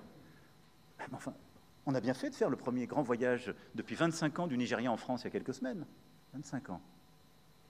Ça n'est qu'un pays à 250 millions d'habitants. Bien fait d'aller faire la première visite au Kenya. Imaginez. On a bien fait de retourner pour la deuxième fois en Éthiopie, pays de plus de 100 millions d'habitants. D'avoir consolidé une stratégie énergétique et d'investissement avec l'Afrique du Sud. Nos lunettes sur l'Afrique ne sont plus les bonnes quand on parle de l'Afrique. C'est un continent où il y a des grands émergents, il y a des potentiels de croissance formidables, et nous sommes en train parfois de désinvestir. Et donc il faut retrouver de l'audace, repenser nos financements, et là-dessus nous devons, en interministériel, repenser nos financements pour prendre plus de risques et accompagner plus de risques, repenser nos règles européennes pour qu'on ait une capacité de financement de nos grands acteurs et avoir une stratégie avec nos entrepreneurs, toutes filières confondues, beaucoup plus ambitieuse à l'égard du continent africain. Et de la regarder comme un continent d'opportunités sur la question commerciale et économique, sur la question alimentaire et agricole, sur la question de l'innovation dans tous les domaines, sur la question artistique et culturelle, sur la question sportive, qui sont là aussi des domaines où nous avons des expertises, où on les a montrées au monde entier, en particulier avec les Jeux olympiques et paralympiques, et où il y a toute une stratégie export qu'on doit déployer, parce que tous les acteurs français qui ont travaillé pour nos Jeux, on veut qu'ils aillent travailler pour la Coupe d'Afrique des Nations et d'autres grandes compétitions, et que ce soit, ce faisant, une politique qui vienne en soutien avec ce qu'on fait en matière éducative et autres. Et donc, je vous fais confiance pour que ce logiciel qu'on a commencé à changer à Ouagadougou soit à chaque fois réexpliqué, porté, assumé comme un logiciel de conquête, comme toutes les transitions. C'est difficile, parce qu'il y a des nostalgiques, parce qu'il y a des gens qui ne comprennent pas ou qui ne veulent pas comprendre, et parce qu'on bouscule des intérêts acquis. Mais croyez-moi, c'est une bonne chose, parce que le monde change et que nous avons besoin d'embrasser, justement, ce nouveau partenariat. Et, parlant du continent africain, c'est en particulier ce qu'on veut faire avec le Maghreb. Pour moi, un des temps importants de ces derniers mois a été ce que nous avons réussi à bâtir avec Sa Majesté le roi Mohamed VI. Lors de la visite d'État, plusieurs d'entre vous m'y accompagnaient il y a quelques semaines. Nous avons construit un partenariat pour les décennies à venir totalement nouveau. Il est dans tous les domaines, il est d'une ambition inédite, et il est pour moi véritablement constitutif de cette nouvelle approche. Il doit d'ailleurs être un de nos relais à l'égard d'une approche africaine réinventée. C'est-à-dire qu'on aura des projets franco-marocains sur le continent africain. Parce que c'est une autre façon aussi d'aborder ce continent et de changer le regard à l'égard de la France quand on l'aborde ensemble. Et donc le Maghreb sera aussi dans cette stratégie, pour moi au cœur d'un agenda positif, la saison Maghreb, le Fonds Maghreb, l'Académie des talents, et nous ne devons pas nous résoudre, malgré les tensions qui peuvent exister avec certains, à la nécessité d'avoir un tel agenda. Enfin, cet agenda de prospérité, nous devons le penser également dans ces stratégies de partenariat avec nos Outre-mer. J'ai eu l'occasion de le dire à plusieurs reprises, mais nous n'avons pas réussi collectivement, et c'est une question d'organisation, à réussir à remettre véritablement la France archipélagique au cœur de notre stratégie internationale. La France est un archipel. On le regarde trop rarement comme ça en disant que ce n'est qu'un hexagone. Nos territoires ultramarins nous permettent d'être au cœur de tous les continents. Et comme nous sommes en même temps un grand pays jacobin, et que tous nos territoires ultramarins ont ce jacobinisme en eux, chacun avec leur histoire, ils regardent toujours Paris. Ce n'est pas le meilleur moyen toujours pour avoir une stratégie de croissance et optimiser nos potentiels. Il faut avoir une stratégie régionale pour tous nos territoires ultramarins. J'ai lancé ça il y a 7 ans, on l'avait mis au cœur de la stratégie au ministère des Outre-mer, et je fais confiance sous l'autorité du Premier ministre pour que le ministre d'État et le ministre de l'Europe puissent bâtir vraiment, en lien là aussi avec les préfets et les ambassadeurs, des vraies stratégies. Alors, on s'est réancré ces dernières années dans les formats régionaux. Je me félicite que la Martinique ait rejoint la CARICOM. On s'est battu pour être membre dans l'océan Indien, de la Commission de l'océan Indien. La Réunion a pu rejoindre. On va maintenant se battre pour que Mayotte puisse rejoindre. On s'est battu aussi avec la Communauté du Pacifique Sud, le FIP. Et donc, ces dernières années, dans toutes les enceintes régionales, nous avons fait un gros travail diplomatique pour nous réinsérer dans ces enceintes où on était parfois totalement absents. Maintenant, c'est là. Il faut maintenant les faire vivre, mais avoir des stratégies de recherche, de croissance, de potentiel dans tous les domaines d'activité avec les pays de la sous-région. Avoir une stratégie sur le sport avec la Jamaïque contre nos Antilles, ce n'est pas une mauvaise idée. Avoir une stratégie de développement avec tous les pays de l'océan Indien en matière touristique, de développement. Aider Mayotte à répondre aux défis de la reconstruction avec évidemment la Réunion, mais toute la sous-région, c'est ce qu'il nous faut faire. Réussir à avoir une stratégie en Nouvelle-Calédonie et en Polynésie française, là aussi, avec toute la sous-région, c'est évidemment ce qu'on est en train de bâtir et qu'il faut accélérer. Avoir une stratégie amazonienne pour la Guyane, c'est exactement ce que nous voulons avec le Brésil. C'est un potentiel de retour pour nos compatriotes dans ces territoires qui est transformant. Et je remercie le gouvernement ô combien mobilisé pour Mayotte, à la fois l'urgence et sa reconstruction. Là aussi, la coopération avec la sous-région sera déterminante, y compris en termes migratoires, et il nous faudra avoir une coopération exigeante et respectueuse avec les grands voisins, dont les Comores. J'entends les propos faciles qui sont parfois tenus. On a toujours des succès d'estrade quand sur place on va insulter les Comores.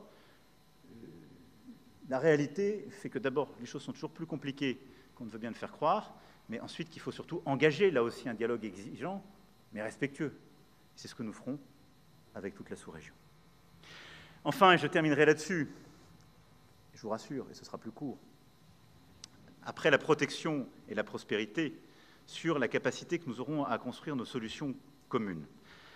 Dans tous ces désordres, on a quand même quelques défis sur lesquels il nous faut continuer à bâtir une capacité à agir ensemble, et où la France a un rôle singulier à jouer, en particulier pour les mois qui viennent.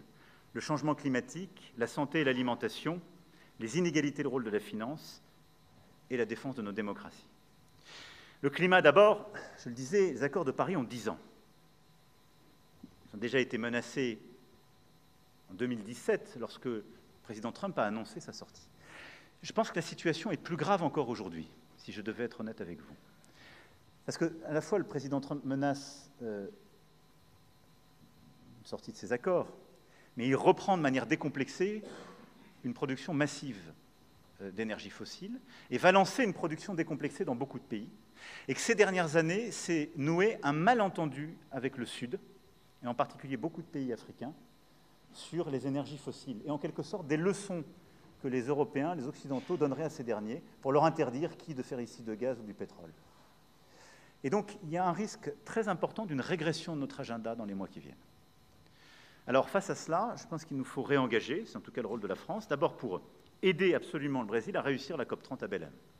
Ce sera sans doute l'une des COP les plus décisives des dernières années, avec un objectif, évidemment, neutralité carbone. Et à mes yeux, l'agenda sur lequel on doit mettre le cœur de nos efforts et de nos investissements, c'est la sortie du charbon le plus vite possible de tous les grands émergents. Et là-dessus, nous devons le faire sans donner de leçons, avec beaucoup de respect, mais la stratégie que nous avons avec tous les grands émergents, en particulier avec les accords que nous avons bâtis ces dernières années, les fameux JETP, est stratégique, c'est celle qui a le plus d'impact sur le climat. Si on veut vraiment transformer les choses, c'est d'accélérer le pic de charbon de la Chine, mais d'aider le plus vite possible l'Inde, le Vietnam, l'Indonésie et d'autres à sortir justement du charbon, aider l'Afrique du Sud dans sa transition et son accélération, etc. Et donc, c'est là-dessus que nous allons concentrer nos efforts, à la fois diplomatiques et d'investissement. Il nous faudra aussi continuer d'animer nos One Planet Summit et des initiatives concrètes d'alliance, et je crois à la force de ces alliances avec toutes les parties prenantes, au-delà de la COP30 à Belém. Ce sera le deuxième axe d'action, et donc nous continuerons d'avoir nos alliances concrètes avec les financiers, avec les industriels, avec les territoires, et donc d'avoir une guerre de mouvement pour continuer à scander des résultats concrets sur cet agenda. Troisième élément, nous continuerons aussi l'agenda biodiversité. La France l'a porté ces dernières années. Nous avons ces derniers mois su bâtir des crédits biodiversité qui vont mettre du temps à prospérer, mais la seule chose qui est résolument efficace et transformante, c'est d'avoir une approche carbone et biodiversité. Et donc cet agenda complet, c'est celui que la France portera là aussi dans les enceintes. Et puis enfin, nous aurons, cette année en juin à Nice, à accueillir la conférence des Nations Unies sur l'océan. Et ce sera un rendez-vous extrêmement important, là aussi, pour le climat, la biodiversité et la question des océans. Parce que nos océans sont un puits de carbone déterminant, une réserve de biodiversité fondamentale, un continent de recherche quasiment à inventer, un lieu, là aussi, d'opportunités absolument inédit, un espace de conflictualité très fort, et donc cette conférence des Nations Unies sera un élément déterminant. Je demande vraiment la mobilisation de tout le réseau diplomatique pour cette conférence de Nice. Et nous avons quelques objectifs, on aura l'occasion d'y revenir dans les prochains mois, mais je veux simplement que vous en ayez en tête quelques-uns très clairs. On va mettre en place une organisation de recherche qui sera vraiment le GIEC des océans, et ça on en a besoin si on veut objectiver la chose. Je veux qu'on puisse ratifier le traité sur la haute mer, dit BBNJ. Ça a été un des succès français des derniers mois. Cet accord était bloqué depuis des décennies, et je félicite tous ceux qui ont contribué à ce qu'on le débloque. Mais pour qu'il rentre en vigueur, il faut que 60 pays le ratifient. Et donc, mettons-nous vraiment en mouvement pour avoir ces 60 ratifications à Nice. C'est un élément vraiment transformant de la régulation de la haute mer. Et puis, nous devons essayer de reprendre l'effort qui a échoué à Busan ces dernières semaines sur le plastique. Et donc, essayons d'avoir un traité international sur le plastique, ou au moins sur la Méditerranée ou Méditerranée élargie. C'est un enjeu à la hauteur vraiment de nos ambitions. Je ne suis pas exhaustif sur l'agenda, mais c'était là les principaux objectifs. Ça, c'est pour le climat. Sur santé et alimentation, on sait combien c'est un objectif d'intérêt général. On a avancé, réinvesti sur les grands fonds multilatéraux, sur l'Organisation mondiale de la santé. Nous avons, il y a quelques semaines ensemble, démontré notre force à Lyon par l'inauguration de l'Académie de l'OMS, qui est vraiment l'ancrage en matière de formation, de recherche en France de l'organisation. Mais là aussi, nous avons quelques défis en matière de santé et d'alimentation. Et la voix de la France sera importante pour continuer d'abord à défendre les crédits, mais à défendre une voie qui est celui d'une recherche libre et ouverte en matière de santé. Il y a un risque aujourd'hui très important dans l'agenda international, c'est celui d'une sortie des États-Unis d'Amérique de l'OMS et en quelque sorte d'une privatisation du débat. Et on le voit d'ailleurs chez certains acteurs qui commencent à revenir en arrière sur des règles, à brouiller les cartes. Or, on a besoin, face au risque de pandémie, d'avoir une OMS plus forte. Et au lieu de la fragiliser, de tirer les leçons de la pandémie que nous avons vécue, et d'avoir des mécanismes de détection des crises plus rapides, d'assurer et de consolider son indépendance face aux pressions diplomatiques qu'elle peut subir, et de poursuivre son agenda. L'alimentation est jumelle, on le sait, de la santé. C'est pourquoi, en mars prochain, nous aurons le sommet Nutrition for Growth, qui permettra d'obtenir des résultats concrets pour lutter contre la malnutrition infantile et poursuivre cet agenda.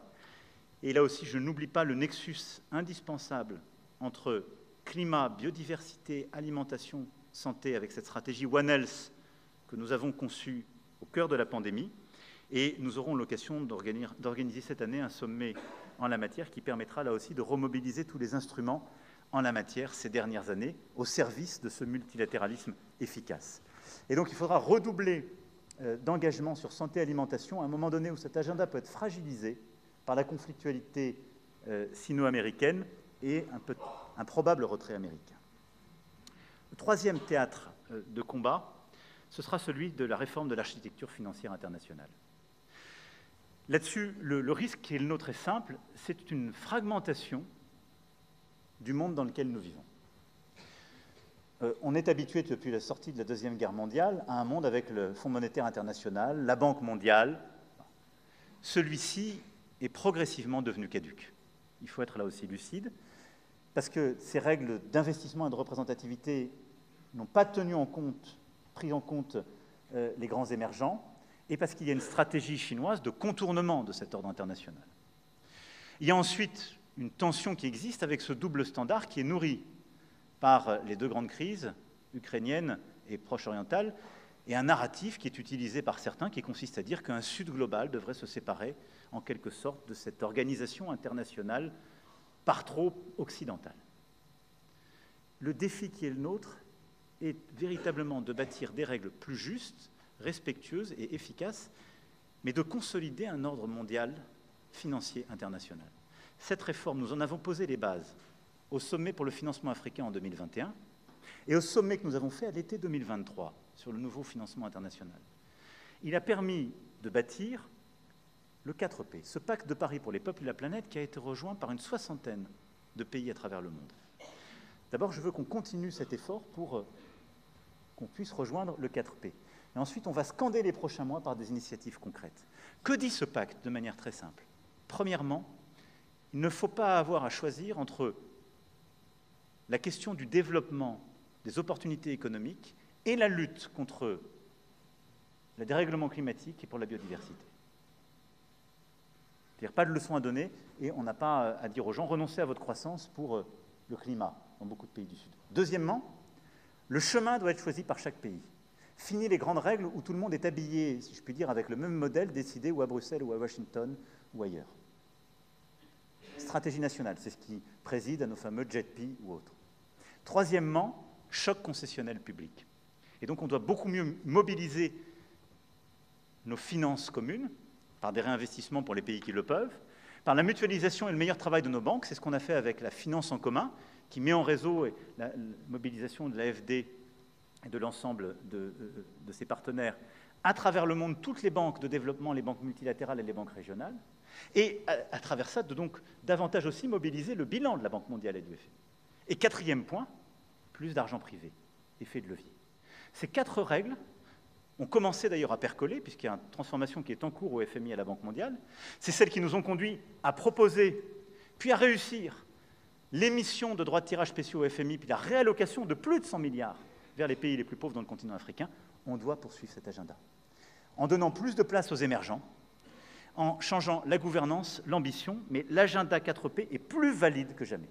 Et donc 2025 doit être un agenda où On a plus d'adhésions, et je vous demande dans chacun de vos pays d'aller chercher les adhésions de pays à celui-ci, où on réalise des transformations conformément au plan de route, et où on prépare aussi ce que je veux parachever lors du G7 que la France aura organisé en 2026, qui est vraiment de mettre en place ce nouvel ordre international. À cet égard, nous reviendrons plus précisément sur ces investissements dans le cadre du Conseil présidentiel du développement qui se tiendra en mars prochain.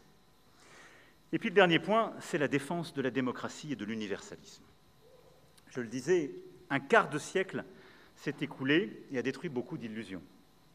Il y a un quart de siècle, on nous disait que la démocratie était une construction politique qui n'avait vocation qu'à s'étendre, que c'était la fin de l'histoire pour certains et que tout irait de mieux en mieux. Le réveil a été dur, il n'a pas commencé cette année, mais je ne voudrais pas que nous soyons, à un quart de siècle après, touchés par le syndrome inverse. C'est-à-dire que quand j'entends beaucoup, on n'ose plus quasiment défendre l'état de droit, la démocratie, ce ne serait plus à la mode, et il y a une espèce de fascination mortifère pour l'international des réactionnaires. Alors ils sont très forts, ils ont de l'argent, et il y a une espèce, en effet, d'accélération réactionnaire, pour citer un article récent, qui est assez bien vu, mais qui met ensemble des grands intérêts financiers privés, et au fond, ce qui est le résultat de quelque chose qui est vrai, c'est que nos démocraties libérales n'ont pas été assez efficaces face aux défis des classes moyennes. Ça, c'est vrai. Et je me bats depuis des années pour cela, avec des succès et des échecs. Je suis lucide. Et on doit tous continuer à se battre. Mais ce n'est pas parce que la démocratie libérale n'est pas assez efficace face à la question migratoire, face à la question de l'économie, de sa simplification, face à telle ou telle question, que les démocraties libérales ou les régimes autoritaires seraient plus efficaces. Et c'est un peu ce qui est en train de se passer. Et c'est un peu le récit que certains seraient en train de construire. Tous ceux qui pensent que, par exemple, fini le changement climatique, si on veut de l'économie, il faut simplifier, on abandonne. Je vous disais, si nous on arrête le changement climatique, on dégrade notre balance commerciale. Enfin bon, nous on ne produit pas de pétrole et de gaz, pas bon pour nous du tout ça. Ceux qui pensent que l'indépendance des juges, l'indépendance des journalistes, l'indépendance du monde académique, c'est une entrave à l'efficacité des gouvernements, faites un test simple. Qui a été le plus efficace pendant les pandémies? Les démocraties. C'était très dur, on s'en souvient. Tous les jours, il y avait des gens pour nous expliquer ce qu'il fallait faire. C'était très fatigant, je peux témoigner. Mais c'est sain. Il y a des scientifiques reconnus par leurs pairs qui expliquent ce qu'est la science. Il y a des gens qui viennent contester ce que le gouvernement fait. Il y a des gens qui font devant le juge et parfois ils gagnent pour revenir sur des trucs que fait le gouvernement. Ça s'appelle une démocratie. La réalité, avec le recul sur les pandémies, c'est que les démocraties ont été plus efficaces que les régimes autoritaires. Dans les endroits où la science n'est plus libre, quand on a une pandémie, ça marche moins bien. Dans les endroits où il n'y a plus de presse libre, quand il y a un gros problème, ça marche moins bien. Je dis juste ça qui pourrait paraître une évidence, mais rappelons-le partout et tout le temps. Et donc, nous devons bâtir un agenda volontariste de défense de la démocratie, de l'universalisme, de la séparation du pouvoir, des valeurs de la démocratie libérale et de ses principes fondamentaux. Égalité entre les femmes et les hommes, protection des minorités politiques, existence de contre-pouvoirs et d'infrastructures de l'information. Et ce n'est pas parce que parfois nous manquons d'efficacité pour régler les problèmes que nous devons renoncer à nos principes. Au contraire. Nous devons être beaucoup plus efficaces en défendant ces principes, parce que c'est bien pour ça qu'on se bat à la fin, et que tout ce que je vous dis depuis tout à l'heure n'aurait aucun sens. Si, au fond, à la fin, on a envie de ressembler principiellement à la Russie, pourquoi considérer qu'aujourd'hui c'est un ennemi stratégique? C'est le grand paradoxe de cette internationale réactionnaire qui fascine tant de monde quand j'écoute nos ondes. Et en plus, allez les regarder de près, sur l'immigration, sur la Russie, sur les réseaux sociaux. Est-ce qu'ils pensent la même chose? Pas tout à fait, pour ne pas dire qu'ils pensent souvent le contraire. Donc cela aussi aura tout vécu. À cet égard, c'est pourquoi je vous demande d'avoir une diplomatie qui continue à soutenir la cause des femmes partout dans le monde, avec l'initiative Marianne que nous continuerons, mais toutes les actions qui sont menées par le réseau. Soutenir la démocratie avec les initiatives que nous avons pu conduire, par exemple en Afrique auprès du professeur Membe, l'essor de la nouvelle génération d'engagés pour la démocratie avec les Young Leaders africains, et que nous continuerons et démultiplierons, le soutien pour le partenariat Information et Démocratie de RSF à l'ONU, que nous devons continuer et amplifier. Et nous allons passer à l'échelle européenne et internationale les États généraux de l'information qui, en France, donneront lieu à une loi, mais que nous devons défendre sur le plan international. Et en quelque sorte, j'ai une bonne nouvelle pour vous. Tous ces gens, pendant des années, nous ont dit « il y a une pensée unique, c'est affreux ». Ouais, pensée unique, c'était les trucs des démocrates libéraux. La pensée unique, c'est devenu la pensée réactionnaire. Ben c'est bien, on va se battre. Il y a un potentiel énorme. Et là où peut-être on s'était endormi en pensant que c'était acquis, on va se réveiller. Mais moi, je ne veux pas de la pensée unique réactionnaire, qui m'explique qu'en quelque sorte, renoncer aux valeurs des démocraties, au préambule de notre Constitution, à l'égalité entre les femmes et les hommes, ce serait une bonne chose, une source d'avenir. Et donc, je demande au réseau de continuer d'être engagé auprès de tous les combattants de la liberté. En Géorgie, auprès de tous ceux qui se sont battus pour une élection, auprès de cette présidente courageuse et de ces manifestants, et en nous battant pour que les transparences soient faites, et si la sortie de crise doit être la réorganisation d'une élection pour le faire. Au Venezuela, où nous ne devons pas regarder avec complaisance ou défaitisme la date du 10 janvier comme une évidence, et où nous devons, là aussi, nous battre aux côtés de ceux qui œuvrent avec un immense courage pour le pluralisme et la démocratie, leur parler, et là aussi nous battre pour que des élections libres soient réorganisées, et le faire en lien avec tous nos partenaires de la région. Et nous battre auprès de tous les combattants de la liberté, professeurs, écrivains, journalistes, quand ils sont emprisonnés, quel que soit le régime et quels que soient nos intérêts. Nous avons toujours fait cela et nous continuerons de le faire. Et en disant cela, j'ai une pensée singulière pour un combattant de la liberté, écrivain, franco-algérien, qui est Boualem Sansal. Il est détenu de manière totalement arbitraire par les responsables algériens. L'Algérie que nous aimons tant et avec laquelle nous partageons tant d'enfants et tant d'histoires entre dans une histoire qui la déshonore, à empêcher un homme gravement malade de se soigner. Et ça n'est pas à la hauteur de ce qu'elle est. Et nous qui aimons le peuple algérien et son histoire, je demande instamment à son gouvernement de libérer Boualem Sansal. Oui, la liberté, c'est la démocratie.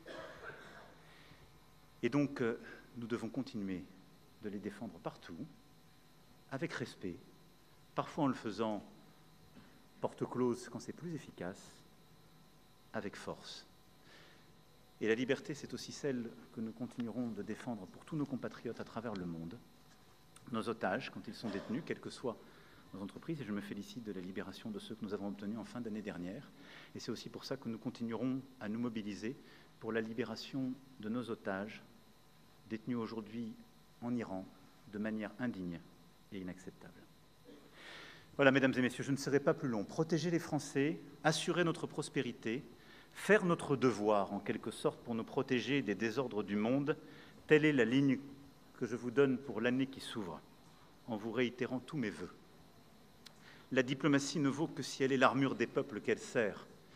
Et vous aurez, faisant ce travail, à œuvrer pour tous nos compatriotes, d'où qu'ils viennent, où qu'ils habitent. Et j'ai essayé là, à la fois, de donner des lignes claires, de vous donner aussi la scansion de notre agenda pour cette année, mais de le faire pour que aussi beaucoup de nos compatriotes aient clairement à l'esprit combien des enjeux du quotidien sont au cœur de notre action diplomatique et de ce que vous portez chaque jour. Et donc je veux vous remercier pour cela, pour le combat que vous menez, pour votre engagement, celle des vôtres à vos côtés et de l'ensemble de vos équipes, et remercier également l'ensemble des envoyés spéciaux et tous nos partenaires et les membres du gouvernement qui, je le sais, ont aussi à cœur de bâtir cet agenda. Vive la République et vive la France.